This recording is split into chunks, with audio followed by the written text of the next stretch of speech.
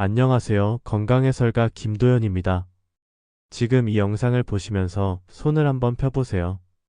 손톱의 색과 모양이 어떤지 잠깐 살펴보세요. 작아 보이지만 손톱은 몸속 상태를 비추는 창문입니다. 혈액순환, 영양상태, 간과 폐 기능의 변화가 손끝 1cm에 고스란히 드러나곤 합니다. 진료실에서도 손톱의 색, 두께, 광택, 모양만으로 빈혈, 영양, 결핍, 심장폐 단서를 찾기도 합니다. 지금부터 손톱으로 알아보는 6가지 신호를 왜 생기고 어떻게 관리할지까지 정리하겠습니다. 창백한 손톱입니다. 손톱을 눌렀다 떼면 붉은 기운이 돌아오는 게 정상입니다. 그런데 전체가 하얗고 창백하다면 빈혈이나 영양 부족을 먼저 의심합니다. 산소를 나르는 헤모글로빈이 부족하면 손끝 혈류가 약해지고 붉은 기운이 사라집니다. 쉽게 피곤하고 어지럽거나 손발이 차고 계단에서 숨이 차면 신호가 더 분명합니다. 식사부터 점검해 보세요. 시금치, 소고기, 간, 굴, 붉은살, 생선을 자주 드세요. 고기나 철분 많은 음식은 비타민C가 풍부한 채소과일과 함께 드세요. 피망, 브로콜리, 감귤류를 곁들이면 철분 흡수가 훨씬 좋아집니다.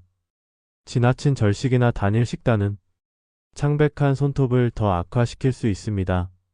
식단을 고쳐도 증상이 계속되면 가까운 내과에서 혈액 검사를 받아보세요. 두 번째는 파란 손톱입니다. 푸른빛이나 자주빛은 산소 공급 부족 신호일 수 있습니다. 한겨울 바깥에서 잠깐 파래지는 건 말초혈관 수축으로 인한 일시적 반응입니다. 하지만 따뜻한 실내에서도 계속 파랗다면 심장폐 기능이나 전신 순환을 확인해야 합니다. 손끝이 늘 차갑고 조금만 움직여도 숨이 차거나 입술까지 퍼렇게 보이면 더 주의하세요.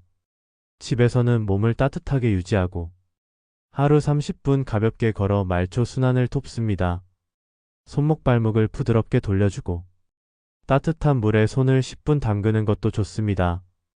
흡연은 혈관을 수축시켜 산소 공급을 방해합니다. 파란 손톱이 있다면 금연이 필수입니다. 이 변화가 지속되면 심장내과나 호흡기내과 진료를 권합니다. 세 번째는 노란 손톱입니다. 가장 흔한 원인은 손톱 곰팡이 감염입니다. 누렇게 변하고 두꺼워지며 잘 부서지고 손톱이 들뜨거나 냄새가 날 수 있습니다. 발톱에서 시작해 손톱으로 번지기도 하니 발 위생도 함께 관리해야 합니다. 흡연자에게서 노란 변색은 더 잦습니다. 혈관 건강이 나빠진다는 신호이기도 합니다. 드물게 기능 저하나 당뇨, 림프순환 문제로 손톱이 노랗고 성장이 더뎌질 수 있습니다. 손톱이 잘 자라지 않고 피부나 눈이 노래지면 간 수치와 혈당을 꼭 확인해 주세요. 곰팡이가 의심되면 바르는 약이나 먹는 약으로 수개월 꾸준히 치료해야 재발을 줄일 수 있습니다.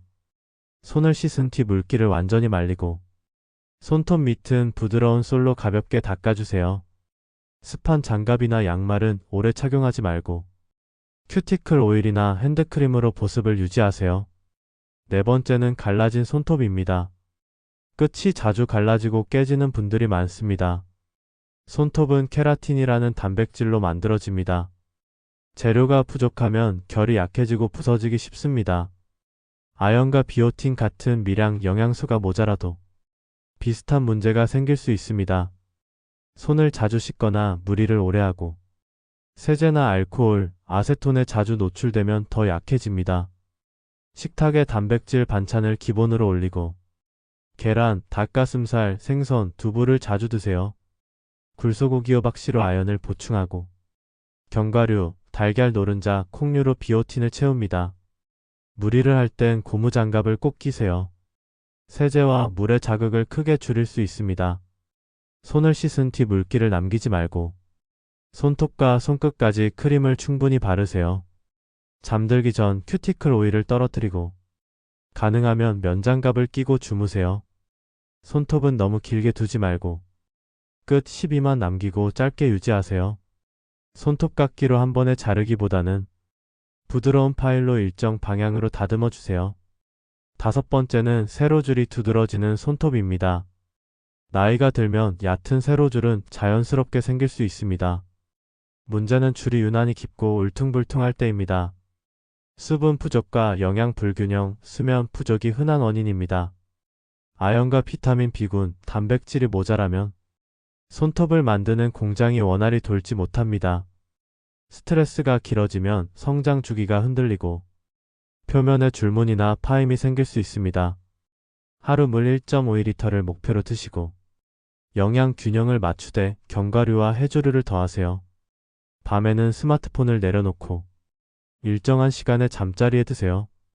낮 동안에는 큐티클 오일과 네일 세럼으로 표면 건조를 막아주는 것이 좋습니다. 갑자기 줄이 심해지고 탈모나 추위 민감이 동반되면 갑상선 기능 검사를 고려해 주세요. 여섯 번째는 손톱 모양의 변화입니다. 가운데가 숟가락처럼 오목하면 철분 결핍을 의심합니다. 이 경우에는 식단 개선과 함께 혈액 검사로 현재 상태를 확인하는 것이 안전합니다. 손톱과 손끝이 둥글고 두툼하게 부풀어 오르면 이른바 곤봉형 손톱일 수 있습니다. 만성 폐질환이나 특정 심장 질환, 간경변, 염증 성장 질환과 연관될 수 있어 주의가 필요합니다. 이런 변화가 보이면 지체하지 말고 전문의 진료를 바로 받아주세요.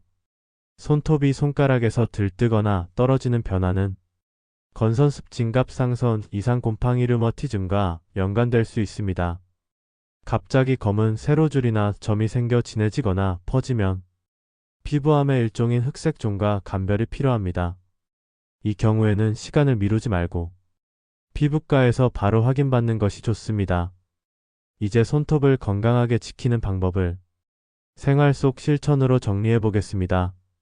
손톱은 단백질이 재료입니다. 몇 끼 단백질 반찬을 기본으로 두고 균형을 잡으세요. 계란, 생선, 두부, 콩류, 견과류, 녹황색 채소가 손톱을 만드는 재료가 되어줍니다. 손을 씻은 뒤 물기가 남으면 손톱이 더 건조해집니다.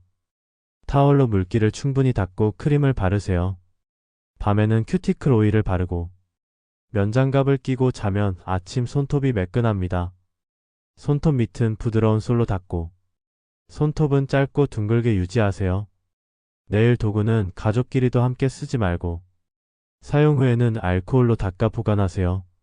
무심코 손톱을 물어뜯는 습관은 표면을 상하게 하고 염증을 부릅니다. 젤 네일은 간격을 충분히 두고 아세톤 프리 리무버를 사용하세요. 무리를 할 땐 장갑이 필수입니다. 장갑 하나가 손톱을 지켜줍니다. 정기적인 건강 점검도 잊지 마세요. 손톱의 변화가 2주 이상 지속되면 검사를 권합니다. 작은 이상을 빨리 알아차리는 태도가 손톱을 그리고 몸 전체를 지켜줍니다. 지금 이 순간에도 여러분의 몸은 작은 신호를 보내고 있습니다. 그 중에서도 손톱은 가장 작지만 가장 정직한 신호입니다. 색이 변하고 모양이 달라진다면 그건 몸이 보내는 조용한 SOS일지도 모릅니다. 오늘 영상이 여러분이 그 신호를 조금 더 빨리 정확히 알아차리는 계기가 되었길 바랍니다. 건강은 멀리 있지 않습니다. 매일의 관찰과 작은 습관이 여러분의 몸을 지켜줍니다. 저는 다음 시간에도 생활 속에서 실천할 수 있는 건강 정보를 가지고 찾아뵙겠습니다. 건강한 하루 보내세요. 건강해설가 김도연이었습니다.